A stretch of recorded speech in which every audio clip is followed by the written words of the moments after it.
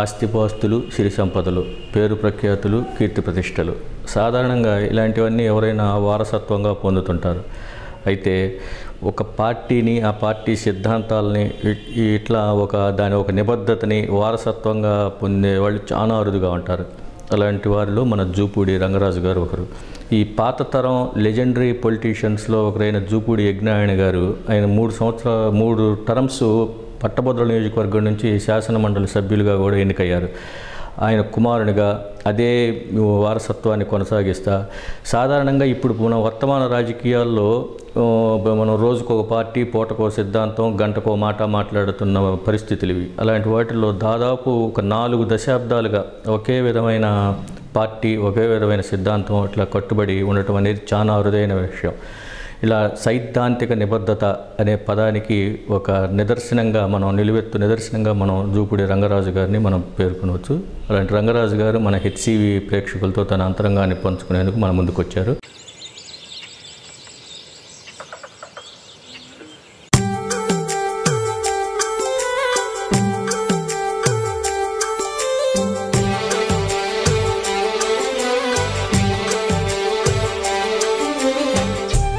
ఈరోజు ఎవరైనా నాయకుడు ఎవరైనా సరే వాడికి ఇంత నిబద్ధతతో చెయ్యండి అనేటువంటి నాయకుడు ఉన్నాడా? అది ఒక ఇంట్లో గారికి చాలా.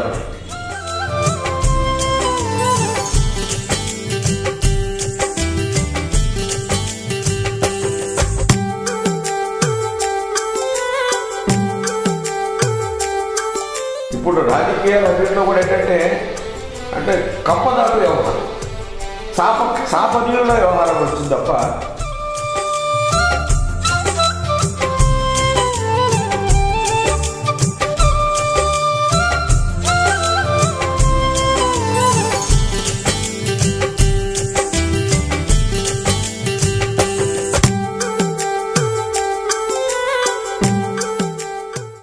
నమస్కారం అండి. మీరు దాదాపు సుదీర్ఘకాలం నుంచి రాజకీయాల్లో ఉన్నారు. అసలు మీ కుటుంబ నేపథ్యం ఏమిటి? సరే, మీ గ్రామం, మాది ఒరిజినల్గా అమరావతి మండలం పుందుగల అగ్రహారం. అక్కడి నుంచి మా తాతగారు 1919లో గుంటూరు రావటం జరిగింది. అప్పటికి మా నాన్నగారు పుట్టి 5 years, 1915లో పుట్టారు. 26/12/1915 ఆయన ఇక్కడికి వచ్చి ప్లేడర్ గుమాస్తాగా పనిచేయటం జరిగింది. ఆయనకి తన కొడుకు ప్లేడర్ చెయ్యాలి అనేటువంటి దుగ్ధతోటి ఆయన చదివించడం జరిగింది. మా తండ్రి గారు గుంటూరు ఎస్సీ కాలేజీలో BA పాస్ అయినారు. ఆయనతో పాటు సమకాలికులుగా జూనియర్స్గా కొంగరి జగ్గయ్య గారు, అట్టనే లేట్ నందమూరి తారక రామారావు గారు, వీళ్ళందరూ కలిసి ఏసీ కాలేజీలో ఉన్నప్పుడు క్షామం వస్తే కొండవీడు అనే ఒక నాటకం వేసి ఆ రోజుల్లో ఆ క్షామానికి దాదాపు 5,000 రూపాయలు పోగు చేసి ఆంధ్రప్రదేశ్ రాష్ట్రానికి ఇవ్వటం జరిగింది.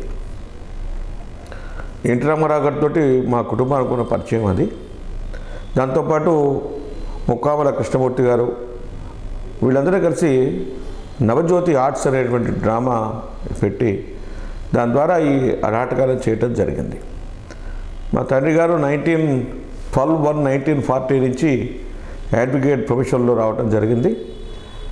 ఫస్ట్ ఆయన జూనియర్, పెద్దలు దివంగతులు నడిపల్లి నరసింహారావు గారి దగ్గర ఫస్ట్ జూనియర్ చేశారు.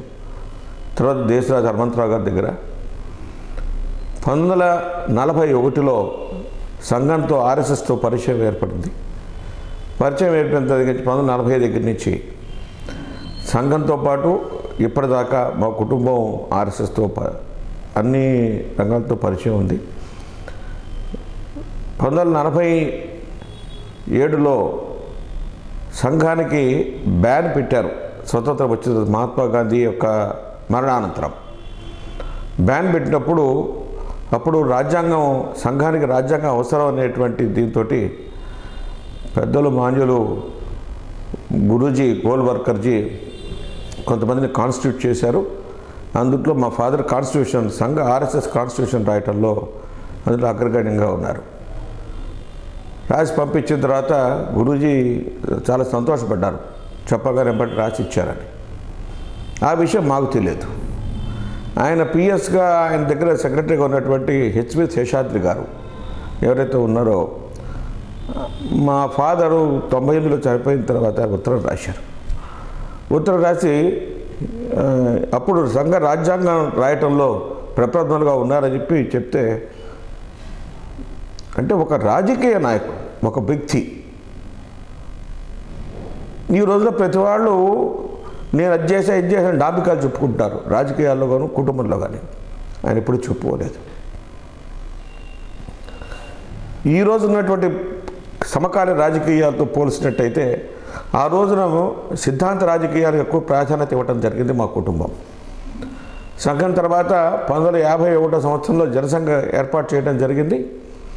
జనసంఘ ఏర్పాటు చేసిన తర్వాత ఫస్ట్ జనసంఘ మీటింగ్లో retired district judge Ameerneni Venkataswamy Naidu గారు చెప్పి ఆయన జనసంఘానికి ఫస్ట్ ప్రెసిడెంట్ ఆఫ్ ఆంధ్రప్రదేశ్. అప్పటికి తెలంగాణతో కలిసి లేం మనం. తర్వాత 1954 నుంచి మా నాన్నగారు 1965 దాకా కూడా జనసంఘ పార్టీ ప్రెసిడెంట్గా ఉన్నారు. 65లో Pandit Deen Dayal Upadhyaya all India president అయిన తర్వాత ఈయన ఫస్ట్ వైస్ ప్రెసిడెంట్ తీసుకుంటం జరిగింది క్యాలికట్ సెషన్స్, ఇప్పుడు రేపు జరగబోయేటువంటి సెషన్స్లో. కాబట్టి ఇది ఆ రాజకీయాలను మంట పట్టించుకున్నాం. దేశం కోసం అవసరమైతే మనం త్యాగం చేయాలి, దేశం కోసం అవసరమైతే మన ధన అన్నీ కూడా మనం చేయాలనేటువంటి సంకల్పంతో మా తల్లిదండ్రులు నేర్పించినటువంటి సిద్ధాంతంలో మేము ఇప్పటికీ వెలుగుతూ ఉన్నాం. ఈరోజు ఉండేటువంటి సిద్ధాంత రాజకీయాలకు ఈరోజు సిద్ధాంత రాజకీయాలు కనపట్టలే. నాకు చాలా ఆశ్చర్యం ఏమిటంటే కాంగ్రెస్ పార్టీ 1947 సంవత్సరం దాకా స్వతంత్రం వచ్చేదాకా కూడా మన స్వతంత్రం రావాలనే ఉద్యమంలో నేను కొండ వెంకటపై పంతులు గారి యొక్క జీవిత చరిత్ర చూశాను. ఆయన చదివిన తర్వాత ఆయనే పాపం చాలా మనస్తాపం చెందాడు. 47 నుంచి 48కి వచ్చే లోపల వచ్చి ఇట్లా అయిపోతే రాజకీయాలు ఏమిటి అనేటువంటి పరిస్థితుల్లో మాకు అనిపించింది ఏంటంటే, అప్పటికి నేను పుట్టలేదు, ఆయన బాగున్నాను 23/4/1955 చదివిన తర్వాత అనిపించింది ఏంటంటే, అప్పుడు ఉండేటువంటి ప్రజలు రాజకీయాలు ఒక కోణంలో దేశాన్ని ఆలోచన చేయాలి అనేటువంటి మనుషులు వేరు, ఈరోజు ఉన్నటువంటి పరిస్థితులు వేరు అని నాకు అనిపిస్తున్నది. కానీ మా కుటుంబాన్ని నేపథ్యానికి వచ్చేసరికి మా ఫాదర్ ప్రాక్టీస్లోకి వచ్చిన తర్వాత ఎప్పుడు వెనక్కి తిరిగి చూసుకోలేదు ప్లేడర్ వృత్తిలో. నేను కూడా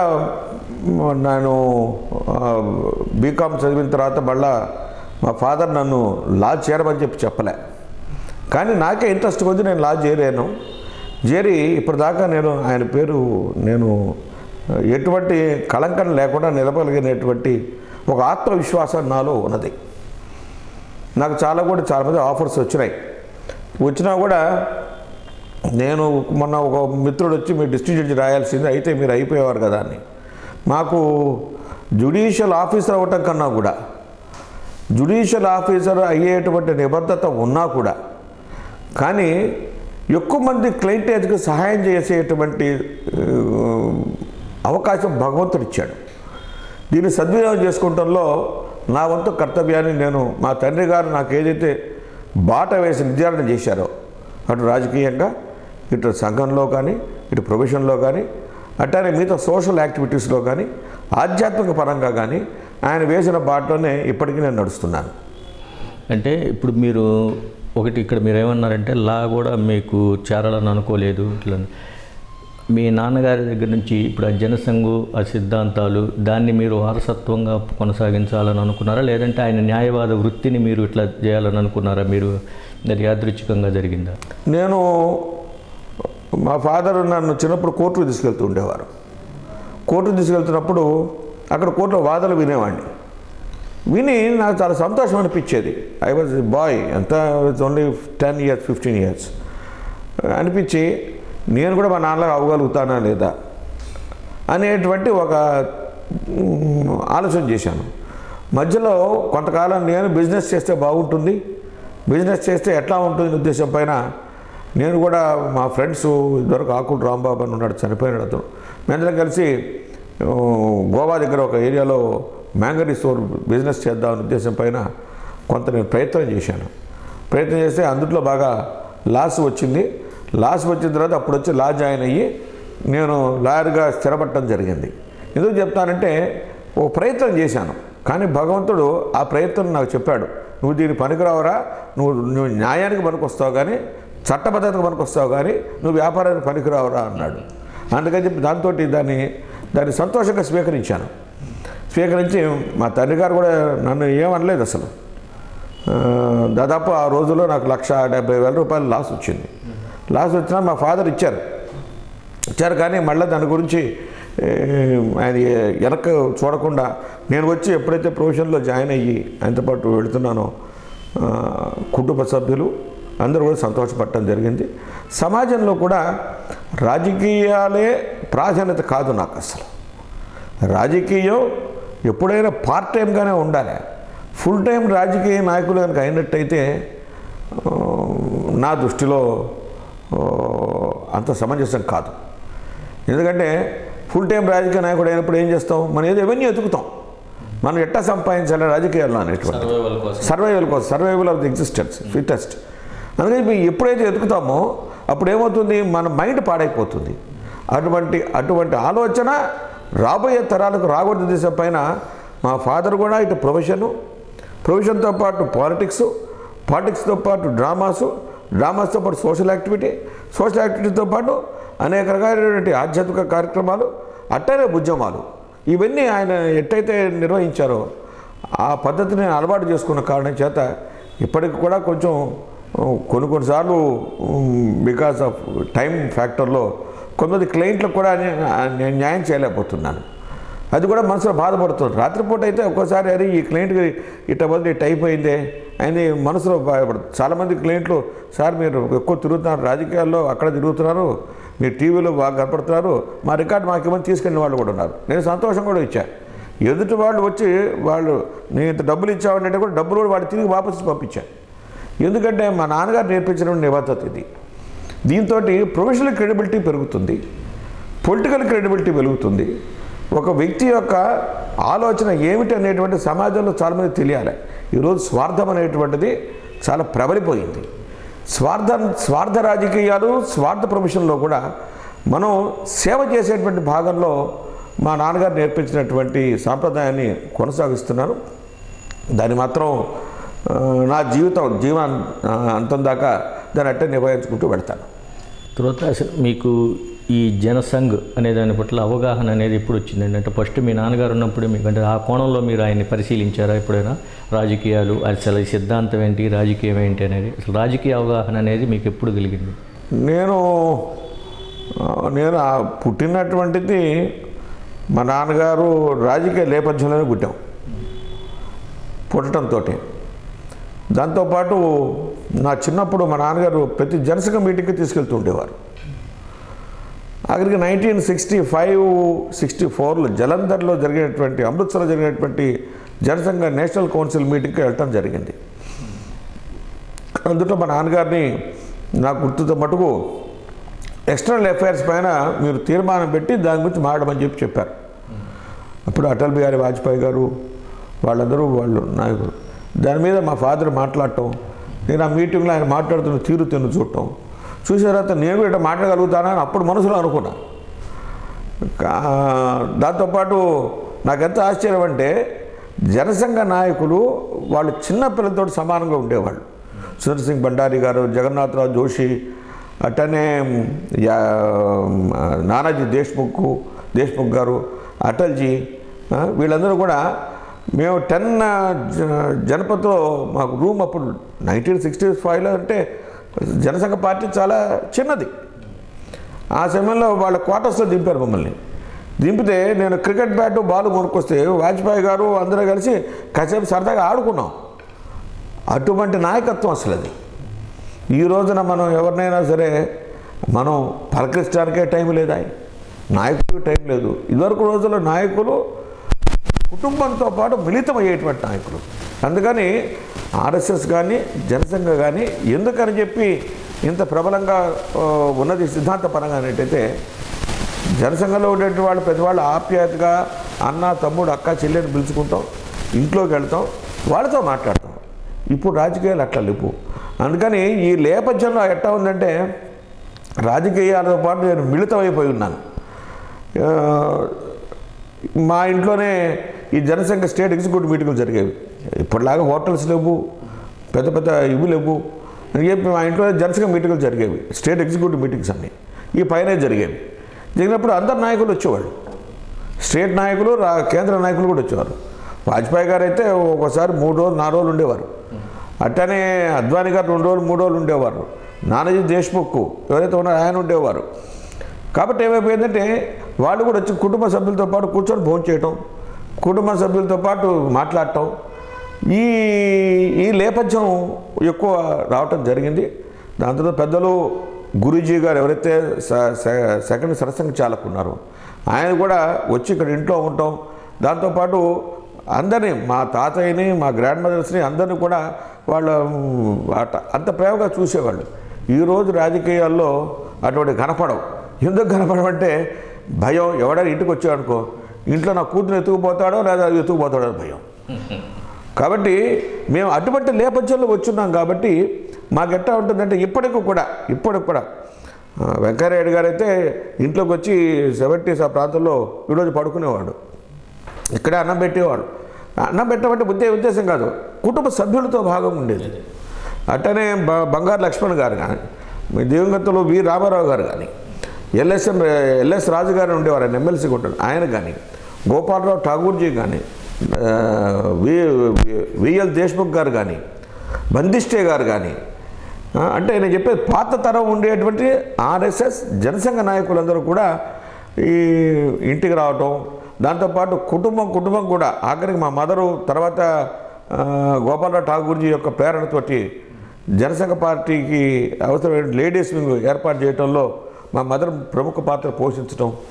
అంటే కొమ్మరి కృష్ణమోహన్ రావు గారిని ఇదివరకు కృష్ణా జిల్లాలో ఉన్నారు, వారి భార్య లక్ష్మీనారాయణ గారని వారి భార్య పర్వతవర్ధని గారు, ఇట్లా చిట్టమ్మ గారు, చాలామంది ఆ రోజున జనసంఘ పార్టీలో లేడీస్ రావాల ఉద్దేశం పైన వీళ్ళన్నీ కూడా ఇన్వాల్వ్ చేసి రాష్ట్రం మొత్తం తిప్పేవారు.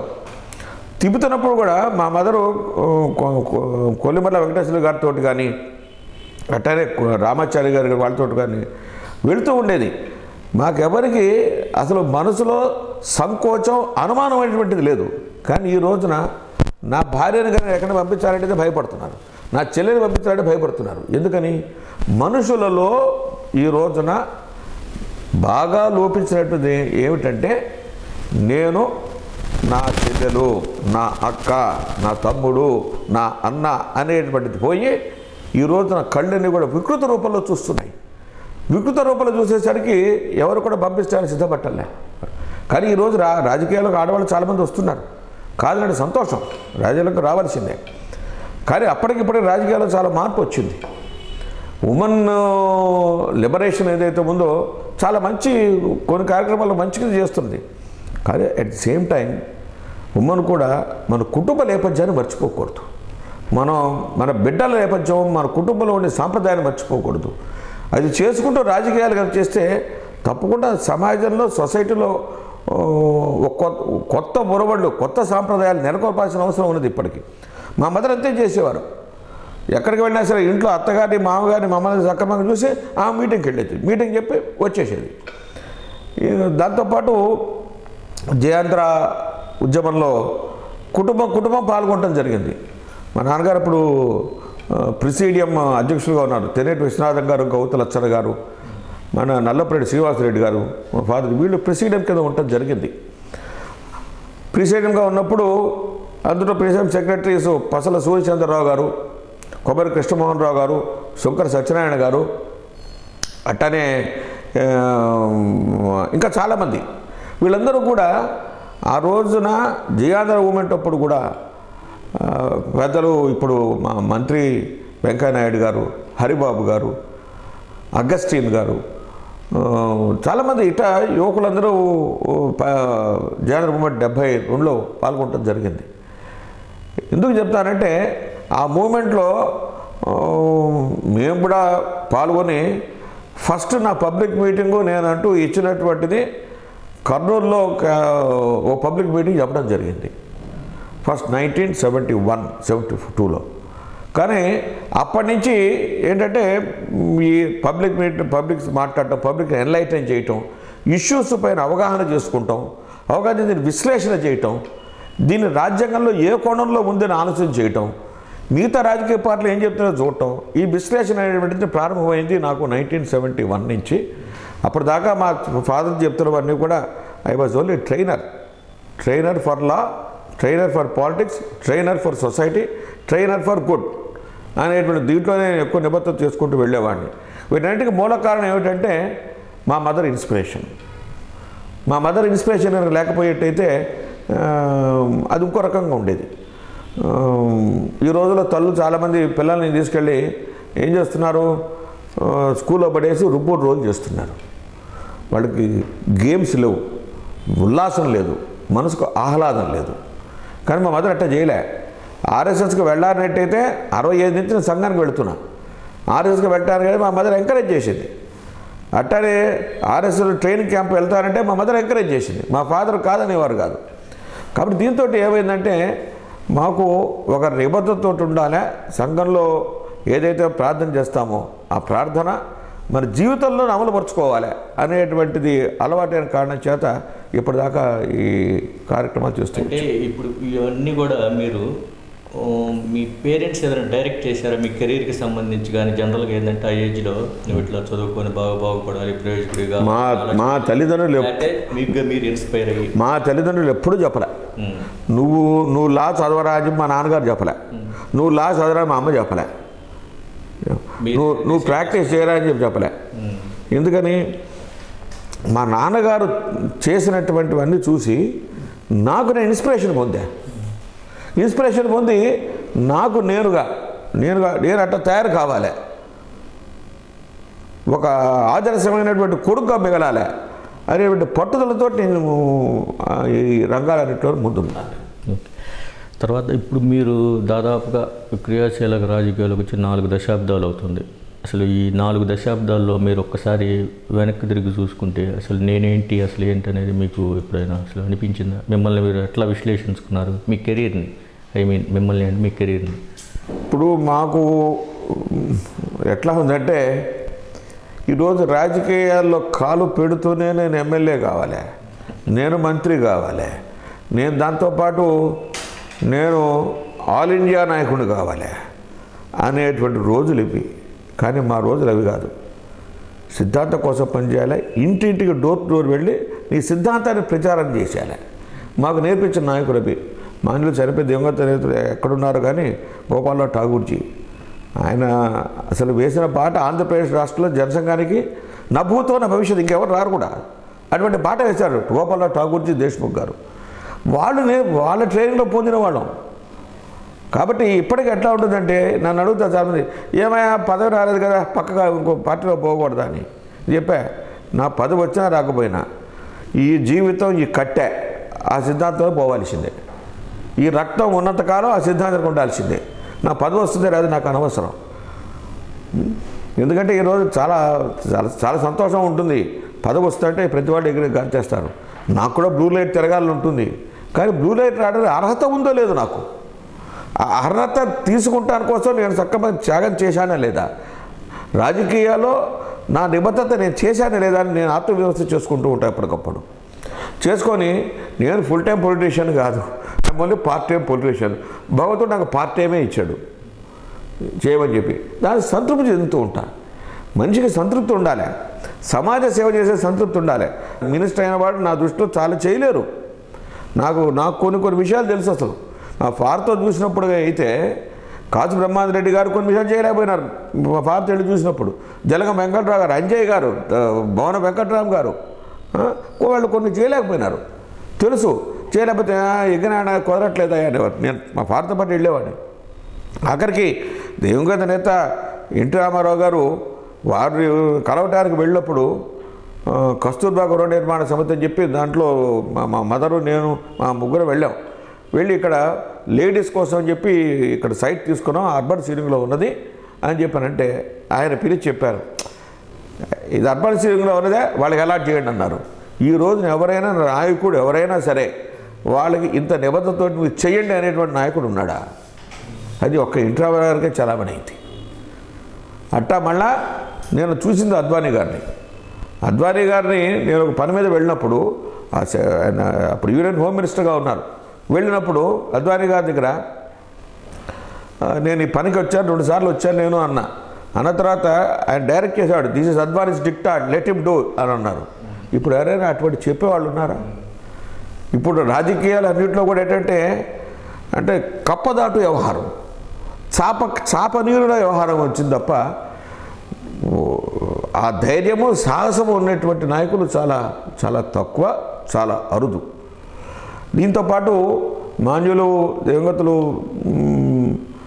పండిట్ దీన్ దయాళ్ ఉపాధ్యాయ ఎవరైతే ఉన్నారో ఆయన మాకు ఆదర్శ పురుషుడు చెప్పాల్సిందే. ఆయన కూడా వచ్చి దీన్ దయాల్జీ ఇక్కడ ఇంట్లో ఉంటాం, ఫస్ట్ ఏకాత్మత మానవవాదం ఏదైతే ఫస్ట్ ప్రచురణ చేశారో ఆ మానవవాదాన్ని ఆయన మన గుంతకల్ నుంచి మా డ్యూస్ సూర్యప్రకాష్ రెడ్డి గారు ఆయన ముగ్గురు వస్తే ఠాగూర్జీ ఇట్లా నేను రచన 4 రోజులు ఇక్కడ ఇంట్లో ఉన్నారు 1964లో వచ్చి ఇట్లా రచన చేస్తున్నారు, దాని మీద విశ్లేషణ చేసి దాన్ని మాట్లాడినప్పుడు మాకు చాలా సంతోషం వేసింది.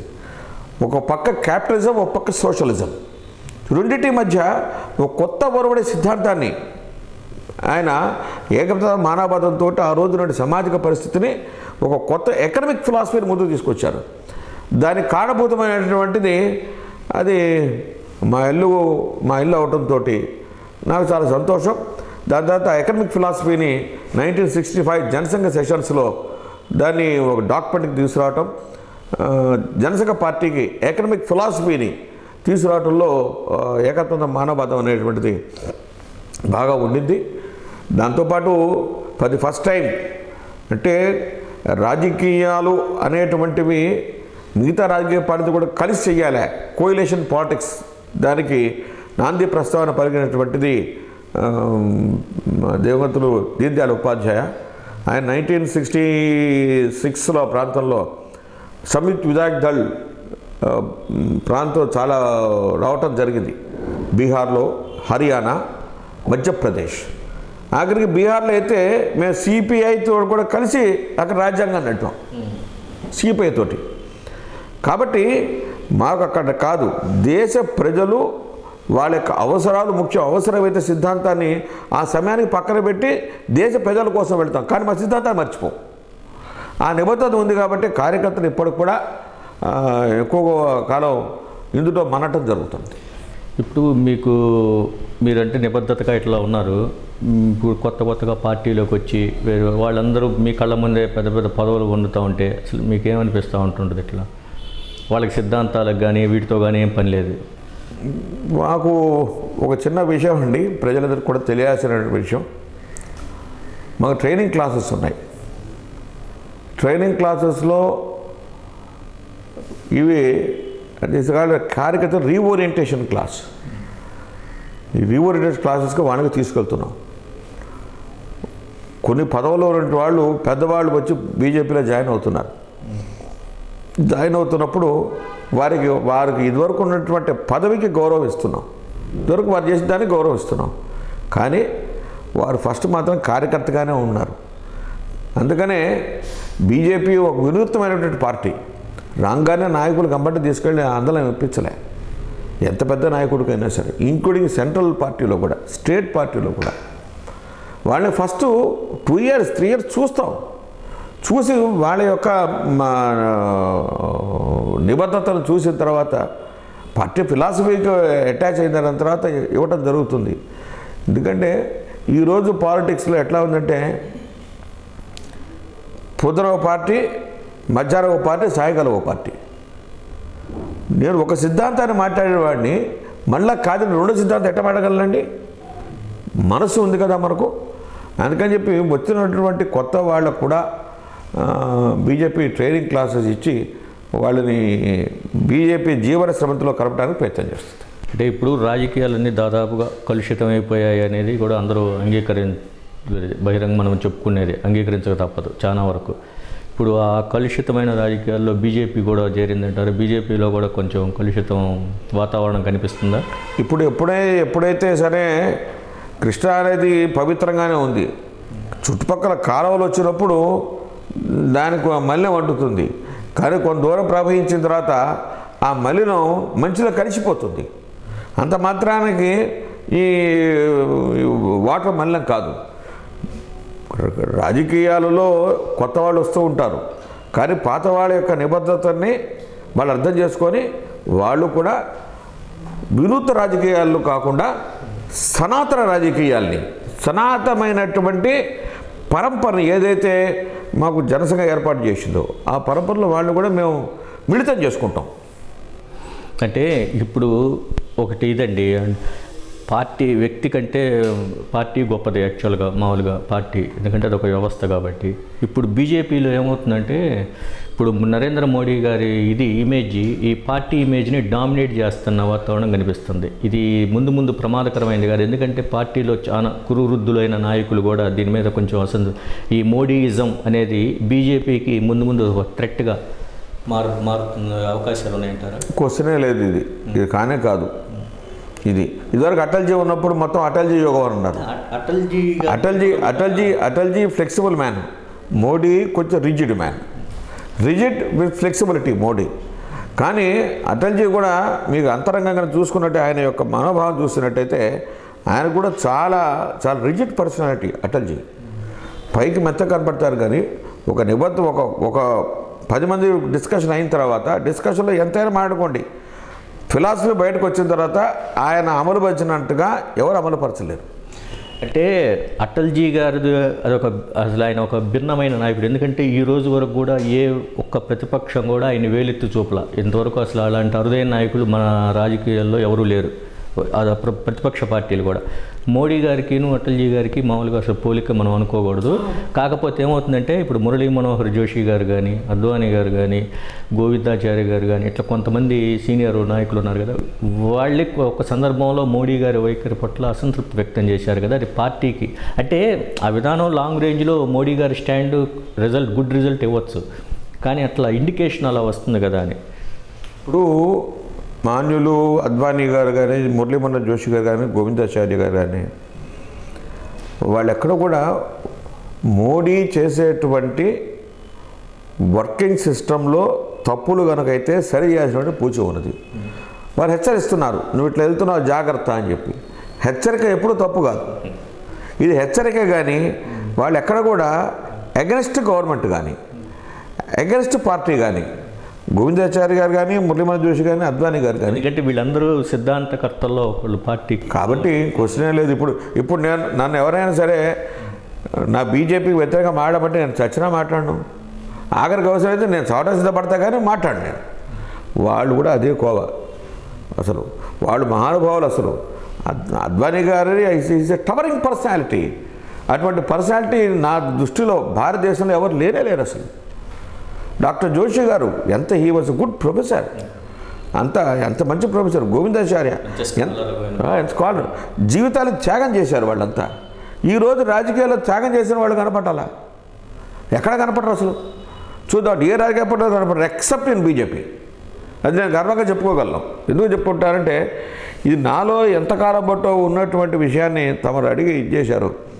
BJP is the only party which has got people who are accorded for sacrifice, who are accorded for country. మధ్యలో ఉంటారా? వీళ్ళకి కొన్ని వస్తూ ఉంటాయి, తప్పదు. We are human beings, human is error. ఈ ఎర్రర్ని సెట్ చేసుకుంటాం. ఇప్పుడు ఆర్డర్ సెట్ చేస్తుంది, ఇమీడియట్గా కనపడదు దీని ఎఫెక్టు. అద్వానీజీ ఇప్పటికైనా సరే మోడీ గారు అంతా మాట్లాడిన తర్వాత మళ్ళీ అద్వానీ గారు జోషి గారి దగ్గర కాంగ్రెస్ తీసుకుంటే ఆయన ఏమి తొందరపడి పని చేయడు. ఈవెంట్ ఇల్లం అది ఇంటర్నల్ సిస్టంలో మాకు తెలుస్తుంది, అది బయట తెలియదు. ఈవెన్ సమ్ పార్టీ ఇష్యూస్లో కూడా అద్వానీ గారిని వెళ్ళి అడుగుతారు, అద్వానీ దగ్గరికి ఎప్పుడు వెంకయ్యనాయుడు గారు, అరుణ్ జైట్లీ, సుష్మా స్వరాజ్ వెళ్ళి ఇన్ఫర్మేషన్ కూడా అమిత్ షా గారు వెళ్ళి ఇప్పుడు ఆయన చెప్పి ఇట్లా చేస్తున్నారంటే ఆయన కంకరెన్స్ ఇస్తున్నారు. కాబట్టి అందుకనే పార్టీలో పెద్ద దిక్కుకు అన్ని విషయాలు చెప్పి వాళ్ళ కంకరెన్స్ తీసుకున్నట్టయితే డిఫరెన్స్ ఆఫ్ ఒపీనియన్ ఉండదు. ఇప్పుడు మనం ఓవర్ హెడ్ ట్యాంక్ ఉంది, ఓవర్ హెడ్ ట్యాంక్లో కనుక కలుషిత నీరు కనుకుంటే కింద కలుషిత నీరు వస్తాయి. ఓవర్ హెడ్ ట్యాంక్లో కనుక మంచినీరు పోస్తే మంచినీరు వస్తుంది. మా ఓవర్ హెడ్ ట్యాంక్లో పెద్దలైనటువంటి అద్వానీ గారు కానీ, జోషి గారు కానీ, గోవిందాచారి కానీ, సంఘ పెద్దలు కానీ మాకున్నటువంటిదంతా క్రీమ్లో ఎప్పుడు కూడా విషం వేద్దామన్నా కూడా ఆ క్రీమ్ తట్టుకుంటుంది. కాబట్టి మాకున్నటువంటి పెద్దలు వాళ్ళు చెప్పినటువంటిది మోడీ గారు ఇప్పటికీ అన్వయిస్తారు, అరుణ్ జైట్లీ గారు చూస్తారు. కానీ వాళ్ళ లిబర్టీ వాళ్ళకు ఉన్నది. అందుకని పార్టీలో ఎటువంటి ఇబ్బంది రాదు. ఇప్పుడు బీజేపీ మామూలుగా మన దేశంలోకెల్లా ఒక పెద్ద క్యాడర్ బేస్డ్ పార్టీగా ఉంది ప్రస్తుతం, క్యాడర్ బేస్డ్గా. ఇప్పుడు మన దక్షిణాది రాష్ట్రాల్లో బలపడే ప్రయత్నాలు చేయట్లేదు. ఇంకా మీరు ప్రాంతీయ పార్టీలతో ఏదో ఒకటి పొత్తు పెట్టుకొని కాంగ్రెస్ మీద ఉన్న కాంగ్రెస్ని అధికారంలో రానియకుండా ఉండాలి అనే యాంగిల్లోనే మీరు ప్రయత్నాలు చేస్తున్నారు. కానీ బీజేపీని అధికారంలోకి తీసుకురావాలి అనే దీనిలో ప్రయత్నాలు జరుగుతున్నట్టుగా కనపడలేదు.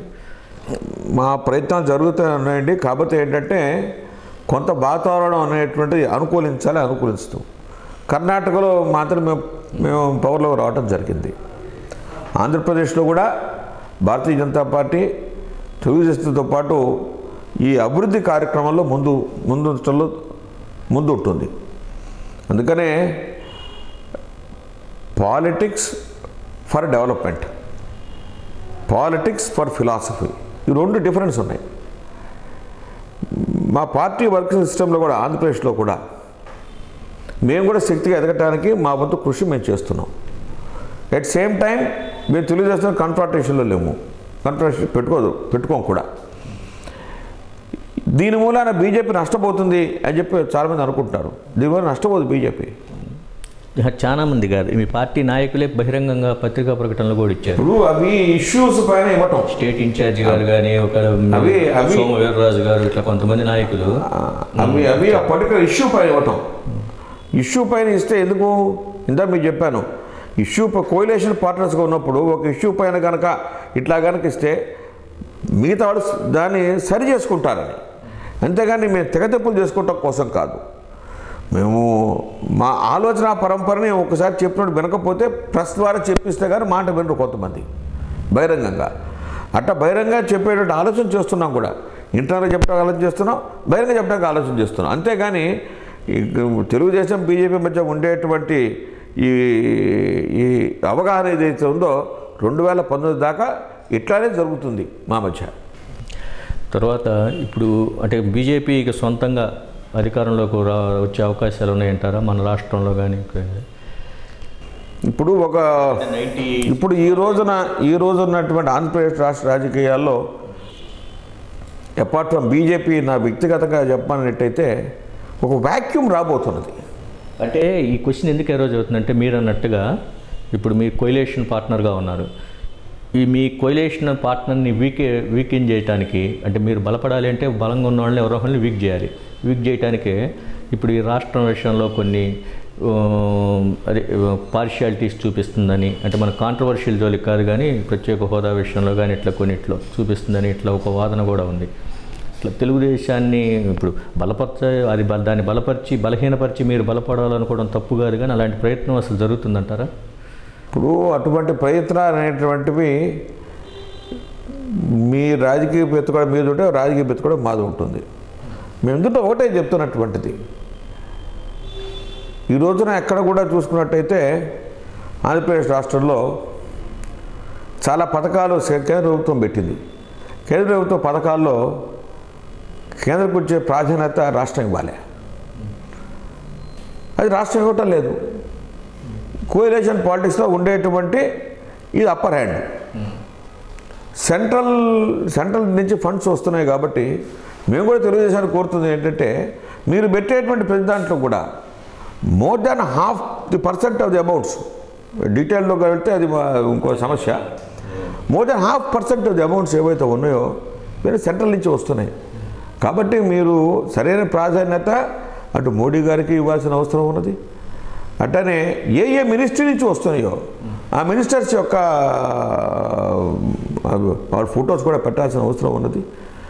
దీన్ని కూడా కొంచెం తెలుగుదేశం పార్టీలో ఉండేటువంటి నాయకులు దీని గురించి ఆలోచించమని కోరుతున్నాం. We are only suggesting. దీని అవసరం వచ్చినప్పుడు దాన్ని బహిరంగంగా కూడా గట్టిగా చెప్పడానికి మేము వెనకాడం. కానీ మేము ఇంకొక రాజకీయ పార్టీ మా ఇద్దరి మధ్య వచ్చి చిచ్చు పెడతామంటే మాత్రం ఇద్దరం ఊరుకోం. అంత మటుకు మాత్రం అటు తెలుగుదేశం కానీ ఇటు బీజేపీ కానీ మీ ఇద్దరు మాత్రం ఇంకొక రాజకీయ పార్టీ మా మధ్యలో ఏలు పెడతానంటే ఏలు పెట్టరేమో. అంటే ఇంకో పార్టీ వచ్చి చిచ్చు పెట్టే అవకాశం ఇవ్వలేదు కదా. ఇప్పుడు మీ కేంద్ర నాయకులు వచ్చి రాజ్నాథ్ సింగ్ గారే మొన్న స్టేట్ గవర్నమెంట్ మీద విమర్శ చేశారు. మా పథకాలు మీ పేర్లు పెట్టుకుంటున్నారు అది ఇదని. మీ పార్టీ నాయకులు ఇప్పుడు పురంధేశ్వర్ గారు కానీ సోమవీర్రాజు గారు కానీ ఇట్లాంటి వాళ్ళు డైరెక్ట్గానే బహిరంగంగానే ఇచ్చారు. మీకు మీరే చిచ్చు పెట్టుకుంటున్నారు కదా. ఇంకొకటి మాకు మేము చిచ్చు పెట్టుకోవటంలే, మేము సజెస్ట్ చేస్తున్నాం. ఎందుకంటే ఇంతకు చెప్పినప్పుడు వినకపోతే చెప్పుకోకపోతే బయట నుంచి చెప్తే ప్రెస్ ద్వారా టీవీ ద్వారా మాధ్యమం ద్వారా చెప్తే మార్చుకుంటారండి. సజెషన్. ఎందుకంటే ఇప్పుడు కొయిలేషన్గా ఉన్నా కానీ ఇప్పుడు మనం రాష్ట్ర స్థాయిలో ఓకే. ఇప్పుడు మన గుంటూరు నగరం వరకే తీసుకోండి మీరు ఒక్కసారి. అంటే మీరు సీనియర్ నాయకులు కాబట్టి నిష్పక్షపాతంగా చెప్పండి. 3 సంవత్సరాలు అవుతుంది తెలుగుదేశం బీజేపీ నాయకులు కలిసి ఇంతవరకు ఒక డయాస్ మీద కానీ ఎక్కడ రాలా. ఏ సందర్భంలో కూడా విజయవాడలో అంటే వచ్చారు చాలా చోట్ల. ఇక్కడ గుంటూరులో అసలు అది సాధ్య. రేపు కార్పొరేషన్ ఎలక్షన్లు కూడా ఇక్కడ రాబోతా ఉన్నాయి. ఇలాంటి టైంలో అసలు ఈ రెండింటి మధ్య మైత్రి ఎలా కుదురుతుంది? ఎందుకంటే ఇక్కడ ఉన్న నాయకులకి వ్యక్తిగత వైరుధ్యాలు కూడా ఉన్నాయి కొంతమందికి. అంటే మీరు ఇటు అతీతులు కాబట్టి మీకు దీన్ని తెలివిగా దాటవచ్చు. ఒకటి ఏంటంటే 2000 సంవత్సరంలో బీజేపీ తెలుగుదేశం పార్టీ కంటెస్ట్ చేశాం 2000 సంవత్సరంలో. అప్పుడు కూడా పెద్దలు వైవీరావు గారు వారు చొరవ తీసుకొని దాన్ని కొంచెం మోడరేట్ చేయడంలో అప్పుడున్నటువంటి తెలుగుదేశం పార్టీ అధ్యక్షులు సిటీలో ఉన్నటువంటి ఆఖరికి జియావుద్దీన్ గారు కానీ లాల్జాన్ బాషా గారు కానీ ఇటు అందరూ కూర్చొని మనం ఎట్లా ఈ కార్పొరేషన్ని మనం కైవసం చేసుకోవాలి అనేటువంటి స్ట్రాటజీలో 2000లో వెళ్ళాం. అప్పుడు అందులో మాకు 10 సీట్స్ ఇవ్వటం జరిగింది. 10 సీట్స్లో కూడా మిగతా సీట్స్ మేము కోఆపరేట్ చేసాం. మిగతా ఈ 10 సీట్స్ వాళ్ళు కోఆపరేట్ చేశారు. కోఆపరేట్ చేసిన మీద మేము 5 గెలిచాం. 2 కోఆప్షన్ సభ్యులు ఇచ్చారు. మేము 7 అయినాం. 5 సంవత్సరాల పాటు గుంటూరు కార్పొరేషన్ని నడపడంలో మా మేయర్ చుక్కా ఏడుసత్తం గారు వారు మర్చిపోవటానికి వీల్లేదు. అట్లనే రాజేంద్ర ప్రసాద్ మా డిప్యూటీ మేయర్ అందరూ కలిసి ఒక సిస్టమేటిక్ అప్రోచ్లో డెవలప్మెంట్ కోసం వెళ్ళాం. ఇప్పుడు కూడా మా అభిప్రాయం ఏంటంటే టైం రైప్ కాలే. ఇద్దరు కూర్చొని మాట్లాడుకుంటారు. అది త్వరలో రైప్ అవుతుంది. ఇద్దరు కూర్చొని మాట్లాడుకొని వీరున్నంత మటుకు కలిసి పోటీ చేసి తద్వారా గుంటూరు కార్పొరేషన్ని తెలుగుదేశం బీజేపీ 2 కలిపి చేయాలనేటువంటి ఆలోచనలో నా అభిప్రాయం. పార్టీ పరంగా ఇప్పటిదాకా ఎటువంటి నిర్ణయం తీసుకోలేదు. పార్టీ పరంగా ఎందుకు చెప్తానంటే BJP as a policy we have not taken a decision. National పార్టీగా తర్వాత ఇప్పుడు మీరు ఈ సుదీర్ఘమైన మీ రాజకీయ ప్రయాణంలో నిరాశ చెందిన సందర్భం ఏదో ఉంది? అసలు ఎందుకు నాకు అసలు ఈ రాజకీయాలు అని అనిపించిన సందర్భాలు ఏదైనా ఉన్నాయండి? చాలా ఉన్నాయి. చాలా ఒక్కటి చెప్పండి. ఎవరైతే ఒక్కోసారి నన్ను చాలామంది మా పార్టీలో అవమానపరిచారు. అవమానాలు కూడా పొందాయి. అవమానాలు పొందినప్పుడు నాకు కోపం వస్తుంది. నేను కోపం వచ్చి ఎక్కువ రియాక్ట్ అవుతాను. రియాక్ట్ అయ్యి మీటింగ్ రోజు వాకౌట్ చేస్తూ ఉంటాయి. కానీ ప్రజలకు వరకు చెప్పలే. అది ఇంకొకటి ఏంటంటే అంటే కొంతమంది నాయకులు పెద్దల పేరు తలుచుకోకుండా ఎప్పుడైతే మేము ఎంత చేశాం అని చెప్పని అంటారో అప్పుడు నొచ్చుకున్న సందర్భాలు ఉన్నాయి. అక్కడికి గుంటూరు వచ్చినప్పుడు ఎక్కడ మా నాన్నగారి పేరు మాట్లాడతారు. మాకు సంతోషం అనిపిస్తుంది. చేశారు కాబట్టి, ఉన్నారు కాబట్టి. అట్లనే మొన్న సుబ్రహ్మణ్య స్వామి గారు ఆఫ్టర్ మోర్ దాన్ 4 decades కలిస్తే నాకు కలిసినప్పుడు సుబ్రహ్మణ్య స్వామి గారు చెప్పారు, జూపుడికి అభిజ్ మదర్ అని అడిగారు. ఆయన ఎప్పుడు చూడండి స్వామి, ఎప్పుడో 40 ఏళ్ల క్రితం గుంటూరు వచ్చి 2 రోజులు ఉన్నారు. ఎందుకు చెప్తారు? ఇది అంటే అప్పట్లో మోరల్ వాల్యూస్ కానీ ఇది అట్లా కట్టుబడి ఉన్నారు వాళ్ళు. ఇప్పుడు ఇంట్లో నుంచి బయటకు వెళ్ళి మొరాలిటీ లేదు, లీగాలిటీ లేదు, ఉన్నదల్లా ఆపర్చునిటీ.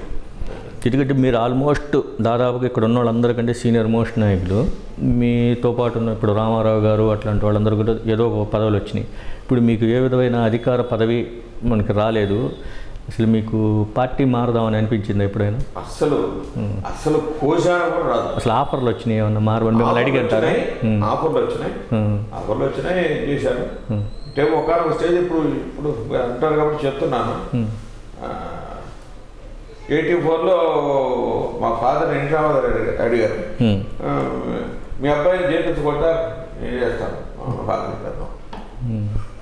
అప్పుడు చేస్తే టికెట్ కూడా ఇచ్చాడు. అంటే అప్పుడు ఇట్లా క్లీన్ ఇమేజ్ ఉన్న వాళ్ళ కోసం కుటుంబంతో ఉండేటువంటి సాన్నిహిత సంబంధం, కుటుంబ నేపథ్యం, వ్యక్తిగత ప్రతిష్ట, ఫాదర్కి ఉన్నటువంటి మంచి సంబంధం చాలా మందికి తెలియదు.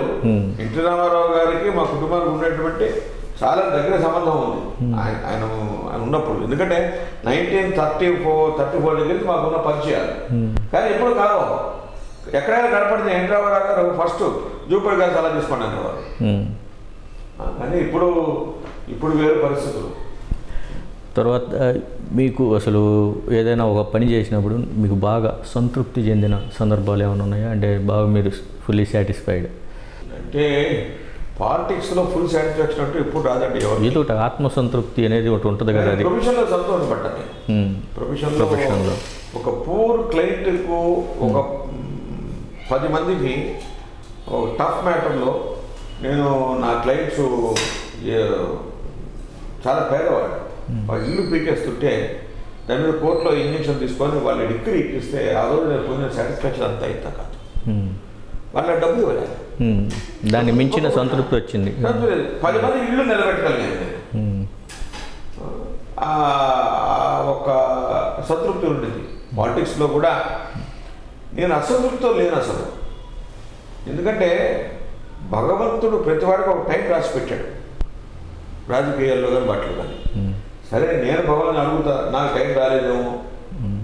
అదేను నాకేంటంటే మాటికి వెళ్ళి నాయకుల్ని బతులాడటం చేయటం చెందటం ఇదంతా నాకు అలవాట్లేదు. నా పదవి ఇవ్వండి నేను అడిగే అలవాట్లేదు. భగవంతుడు నాకు ఇచ్చింది ఏంటంటే ఎప్పుడు కూడా ఇట్టా ఇచ్చాడు కానీ ఇట్లా అడిగేసి పరిస్థితి నాకు వల్ల. అందుకోసం అని చెప్పి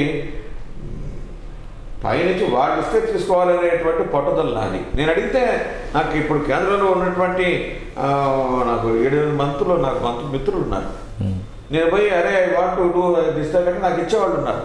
కానీ వాళ్ళు అడిగితే తీసుకునే పద్ధతి వేరు, నేను అడిగితే నేను సరెండర్ అవుతాను. మా ఫాదర్ నేర్పించే పాలిటిక్స్ అది. సరే, అంటే మీకు సరే వాళ్ళు ఇవ్వటం మీరు అడగటం అది మీ మనస్తత్వానికి విరుద్ధం అనుకోండి. మీకు కోరిక అంటూ ఏది అసలు మీ లక్ష్యం రాజకీయాల్లో ఏదో వరకు ప్రతి మనిషికి ఒక అల్టిమేట్ గోల్ ఉంటుంది కదా, అట్లా మీకు ఒక గోల్ అంటే నేను ఈ పదవి ఇలాంటిది కోరిక ఉండటం తప్పు కాదు.